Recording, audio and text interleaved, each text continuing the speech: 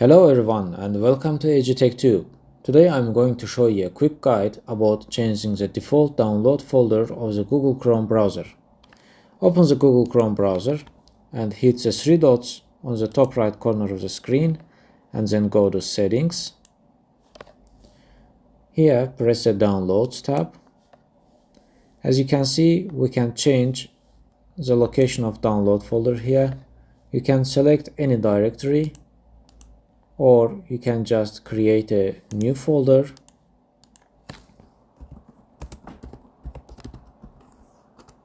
and select it. As you can see, the download folder have been changed to new location.